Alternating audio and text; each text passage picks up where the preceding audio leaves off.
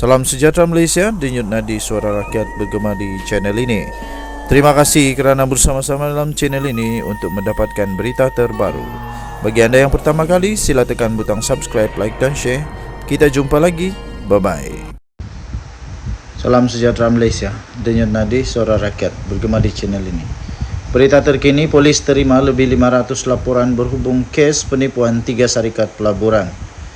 Ramli turut mengingatkan orang ramai supaya tidak mudah terpedaya dengan skim pelaburan khususnya yang menjanjikan pulangan tinggi terutama daripada syarikat tidak berdaftar. Berita penuh. Kuala Lumpur, Polis Diraja Malaysia (PDRM) menerima sebanyak lebih kurang 547 laporan berhubung kes penipuan oleh 3 syarikat pelaburan dan sebanyak 62 kertas siasatan sudah dibuka mengikut Seksyen 420 Kanun Kesiksaan.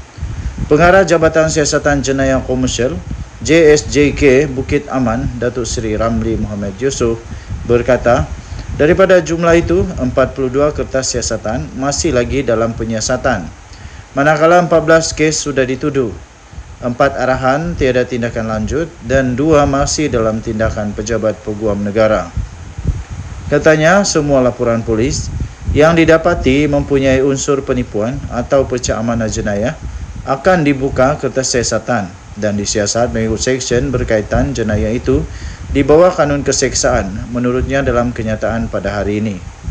Beliau berkata bagi melibatkan kes pelaburan, kebanyakan menjurus kepada peruntukan undang-undang lain antaranya Akta Pasaran Modal dan Perkhidmatan 2007, Akta 671, Akta Perkhidmatan Kewangan 2013, Akta 758 serta Akta Skim Kepentingan 2016, Akta 778. Tambahnya, apabila sesuatu laporan polis diterima, JSJK akan menasihatkan pengadu untuk merujuk laporan mereka pada agensi berkaitan, katanya. Ramli menguras mengenai kira-kira 500 mangsa penipuan telah tampil membuat aduan dan laporan kepada Pusat Pencegahan Jenayah Kewangan Nasional (NFCC) selepas mendakwa tiada tindakan diambil oleh pihak berkuasa ke atas 3 syarikat pelaburan tersebut. Mengulas lanjut, beliau berkata pertubuhan bukan kerajaan yang memperjuang nasib mangsa perlu mengambil maklum bahawa pihak berkuasa termasuk PDRM tidak mengambil mudah atau bersikap tidak peka terhadap kes penipuan termasuk skim pelaburan.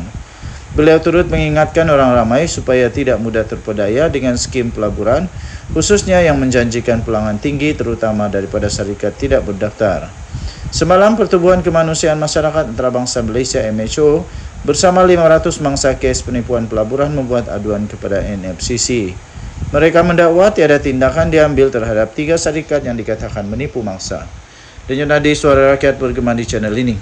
Jangan lupa tekan butang subscribe, like dan share. Malaysia kita punya, cintai Malaysiaku, kita jaga kita.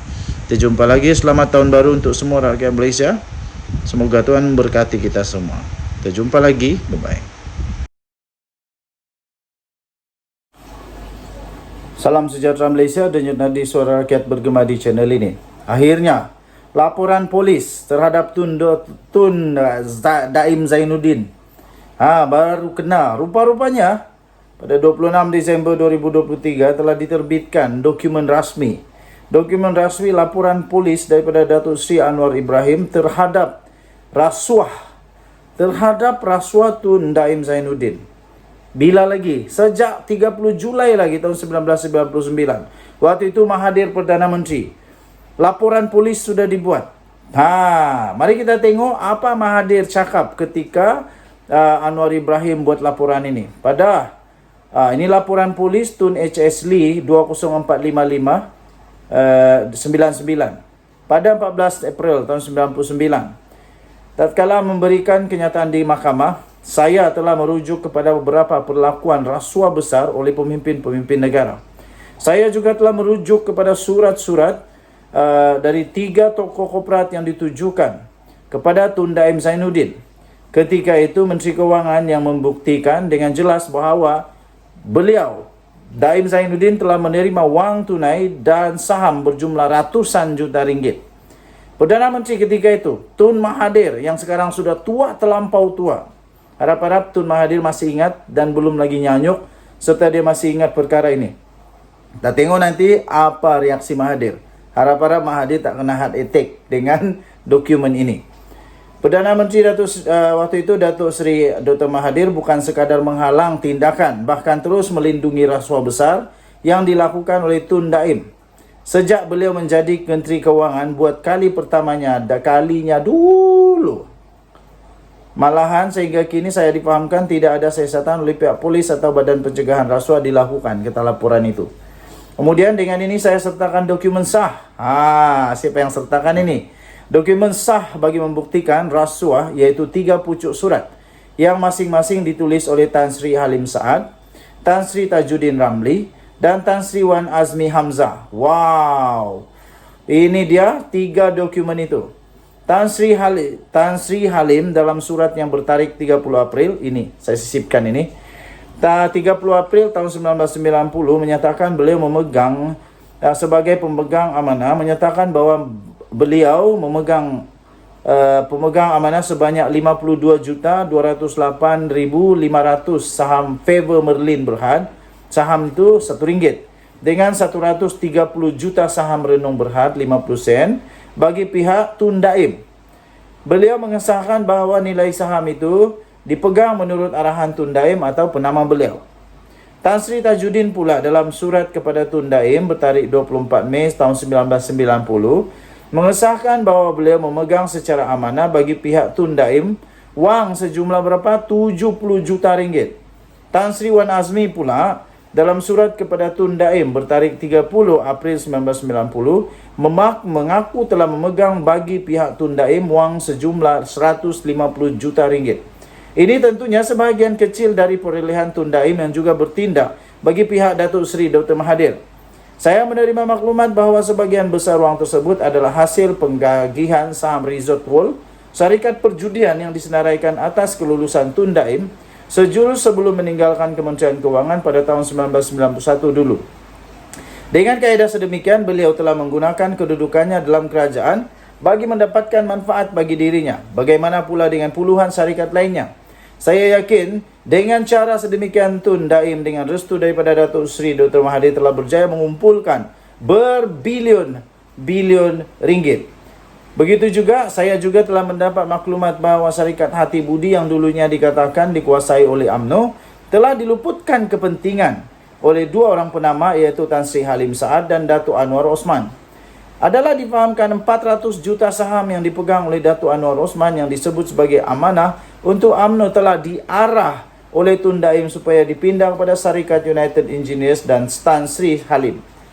Apabila saya laporkan masalah tersebut kepada Datuk Seri Dr. Mahathir dalam tahun 1996, ini yang penting. Apabila saya laporkan masalah tersebut kepada Datuk Seri Dr. Mahathir dalam tahun berapa? 1996.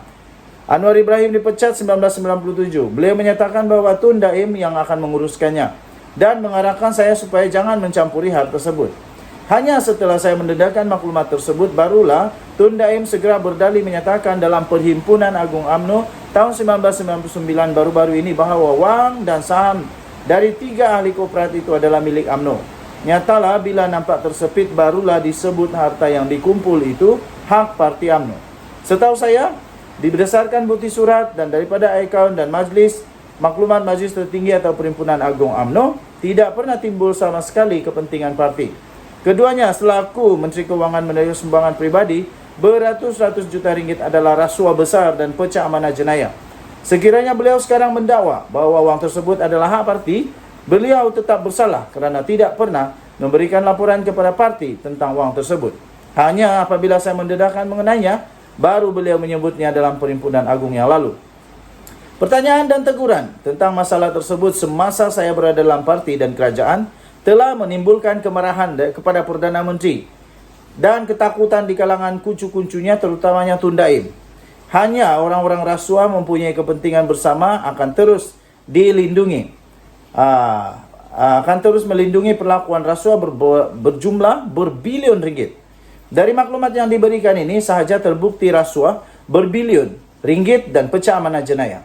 Saya juga sedar tanggungjawab besar polis dan BPR untuk menyiasat dan bertindak rasuah telah menjadi bara dan berpunca dari kepala dan merebak ke bawah.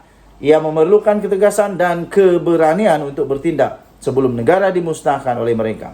Disertakan dengan ini, Exhibit A yaitu surat daripada Tan Sri Halim Saad. Exhibit B, surat daripada Tan Sri Tajuddin Ramli. Dan Exhibit C, surat daripada Tan Sri Azmi Wan Hamzah. Ditulis oleh siapa? Anwar Ibrahim. Datuk Seri Anwar Ibrahim sendiri yang telah menulis ini pada 30 Julai 1999 pukul 12.28 tengah hari 30 Julai 1999. Disertakan dengan itu ada 3 dokumen penting. Ada 3 dokumen penting. Pertama, Halim bin Saad 30 April 1990, YB Dato Paduka Daim Zainuddin. Dia punya Dia punya 7. Kemudian yang dokumen kedua, Exhibit B, Tajuddin Ramli 24 Mei 1990, yang berhormat Datuk Paduka Daim Zainuddin. Yang berhormat Datuk Paduka. Kemudian Exhibit C 30 April tahun 1990, yang berhormat Datuk Paduka Daim Zainuddin juga ditujukan. Dan ini daripada siapa? Daripada Azmi Wan Hamzah. Azmi Wan Hamzah ada IC number, confirm and acknowledge that I am holding on trust and for benefit of sum of 150 juta ringgit Malaysia. Jadi kali ini memang koyak habis, jawab jangan tak jawab. Rasanya memang confirm lah. Memang confirm Daim Zainuddin dalam bahaya besar. Denyut nadi suara rakyat bergema di channel ini. Bye-bye.